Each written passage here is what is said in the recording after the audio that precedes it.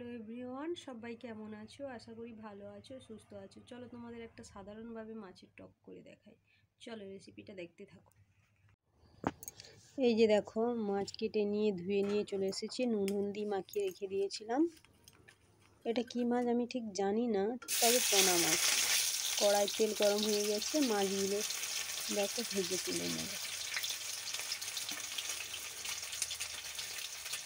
সত্যি কথা বলতে জানো তো, আমি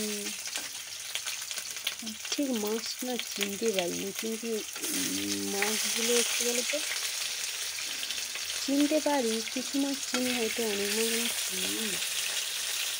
ঠিক আছে, আর তোমরা জিজ্ঞাসা করেছিলে আমাদের কী তেলে রান্না করে খাই। যখন যেটা পারে, এই যে ফরচুন তেলটা এনেছিল, যখন যে তেলটা আনে তখন সে তেলটাই খাই। এই যে মাছগুলো ভেজে তুলে নিয়েছি।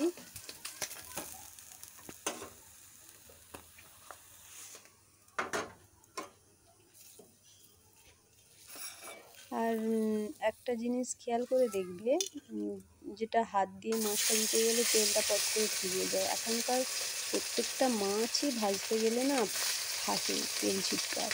তাই জন্য যতটা সম্ভব পারবে খুন্তি দিয়ে তুলে দেওয়ার চেষ্টা করবে।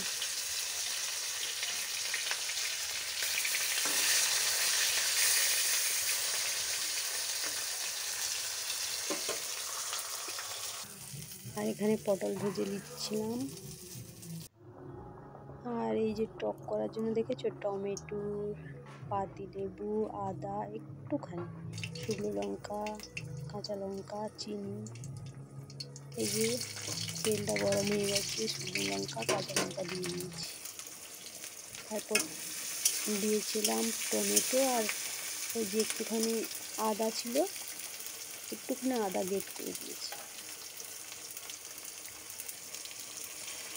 আর বাটিতে ছিল সরষে বাটা।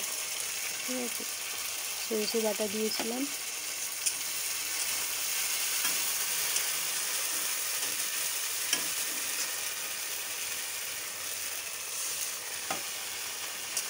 তোমরা জানি না টক করার সময় কখন সরষে বাটা দেয়, কিন্তু আমার মনে হয় টক ফোটার সময় যে সরষে বাটাটা দেওয়া হয় না, ওই সময় ওইটা হচ্ছে যে খুব তিতা লাগে। কিন্তু তেলে দিয়ে নেড়ে নিলে আর সরষে বাটাটা সত্যি কথা বলতে খুব সুন্দর লাগে। আমার মনে হয় না টক ফোটার সময় সরষে বাটা দিলে কেমন যেন ছ্যাঁকা ছ্যাঁকা থাকে। আর তেলে সরষে বাটাটা নেড়ে নিলে খুব সুন্দর, খুব সুন্দর হয়। দেখতে থাকো তোমরা। এই যে দিয়ে দিলাম বাটিতে পাতিলেবুর রস ছিল, পাতিলেবুটা নিচে দিয়ে দিয়েছি। আমি না ঠিক মতো তেমন তো ভালো করে কথা বলতে পারি না, তোমরা একটু দেখে নাও, ঠিক আছে? আর যদি বুঝতে অসুবিধা হয় আমাকে কমেন্ট করে বলো, তাহলে আমি কমেন্টে আবার লিখে দেবো।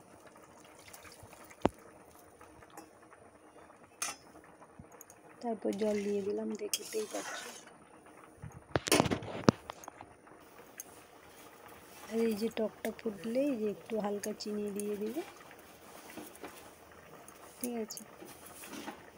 তাহলে কি বলতো, যারা খুব বেশি টক খেতে চায় তারা সেরকমভাবে টকটা দিও। আমি একটু হালকা টক যেহেতু খাবো বলে, তাই জন্য হালকা একটা লেবু দিয়েছি, তোমরা পারলে দুটো দিও। আর চিনিটা দিলে একটু স্বাদটা আসে, তোমরা ভালো লাগলে দিও, না ভালো লাগলে না দিও। তারপর এই যে মাছগুলো দিয়ে নিয়েছি, একটুখানি ফুটিয়ে নামিয়ে নেব। তারপর দেখো, টকটা নামিয়ে নেবার পরে একটুখানি সরষের তেল দিয়ে দিবে।